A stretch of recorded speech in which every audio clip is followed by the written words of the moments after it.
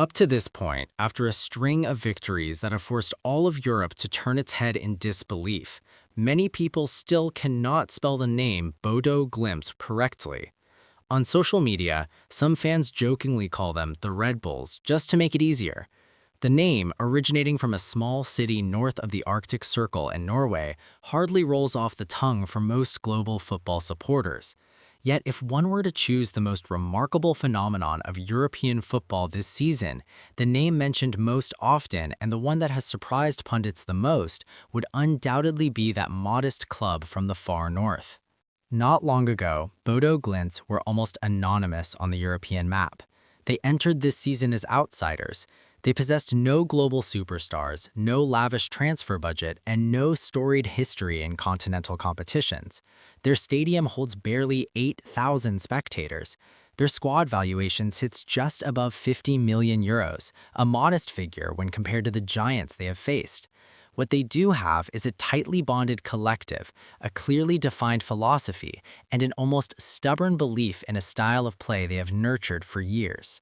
From that humble fortress, Bodo Glimt delivered their first seismic shock by defeating Manchester City, one of the tournament's strongest title contenders. It was not merely a victory on the scoreboard, it was a performance that challenged the long-held belief that gaps in class and financial power are insurmountable barriers in modern football. Against a side accustomed to dominating possession through technical superiority and individual brilliance, the Norwegian champions played with relentless intensity and pace. They pressed high from the opening whistle, disrupting City's rhythm and forcing uncharacteristic errors.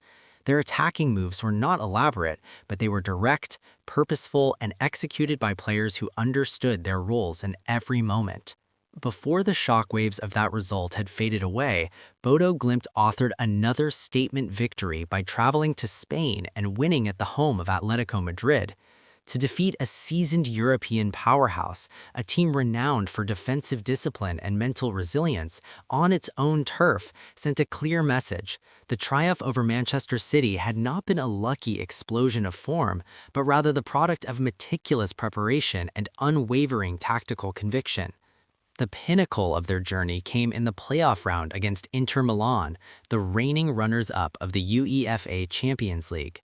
On paper, the disparity in experience, squad value, and historical stature was undeniable, yet on the pitch, it was the Norwegian side who dictated the rhythm in their own distinctive way.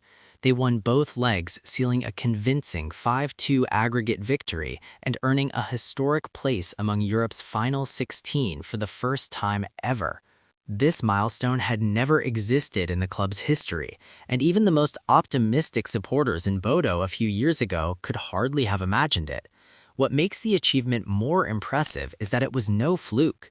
In the first leg at home, Bodo Glimt suffocated Inter with high pressing, preventing the Italian side from building play comfortably from the back. In the return leg in Italy, they adopted a completely different script. Just 29% possession, a compact defensive block, precise spacing between lines, and ruthless efficiency on the counterattack. Two entirely different tactical approaches, one identical outcome, superiority born of structure and discipline. Inter's head coach, Christian Kivu, openly acknowledged that his team had been beaten by a side that deserved progression. Earlier in the campaign, Pep Guardiola had also praised Bodo Glimt's organization and spirit. When some of Europe's most respected managers speak with admiration about a modest club from the Arctic Circle, the story transcends fairy tale rhetoric. It becomes recognition of genuine quality.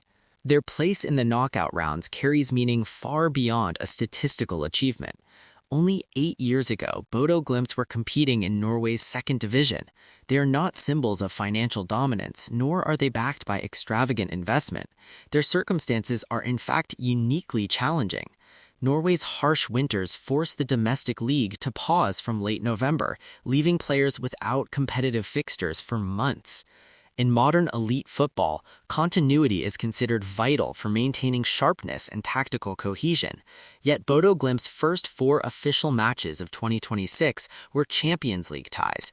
They moved straight from a long winter hiatus into the most intense nights European football can offer, and showed no signs of rust. Instead, they pressed relentlessly, ran tirelessly, and executed transitions with precision. This success has not been built on lavish spending, but on clarity of vision. Rather than searching for complete, ready-made stars, the club identifies specific X factors and players, whether blistering pace, pressing intelligence, spatial awareness, or physical resilience. The tactical framework is then designed to amplify those strengths. Many signings arrive on minimal fees or even free transfers, yet within the system, they flourish. Equally important is the team's psychological resilience. After conceding a goal or making an error, players immediately gather in a tight circle on the pitch. The purpose is not blame, but rapid recalibration. The ritual reinforces collective responsibility and emotional control. Panic is replaced by communication, frustration by adjustment. It is a culture built on confronting mistakes rather than fearing them. Statistics further underline the uniqueness of this campaign. For the first time since 1972, a club from outside Europe's 5 major leagues, England, Spain, Germany, Italy, and France, has recorded 4 consecutive victories against teams from those nations in the Champions League or its predecessor. Such a feat is not simply numerical trivia, it is a challenge to the entrenched hierarchy of modern football. A team from a city of just 50,000 inhabitants, located above the Arctic Circle, is writing the brightest chapter in its history on the continent's grandest stage.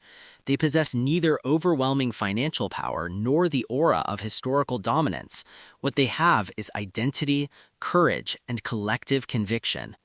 Can the Red Bulls continue this improbable run? The honest answer is that it will be extraordinarily difficult. The road ahead remains lined with opponents boasting deeper squads and greater experience. Yet the journey thus far has already proven something essential.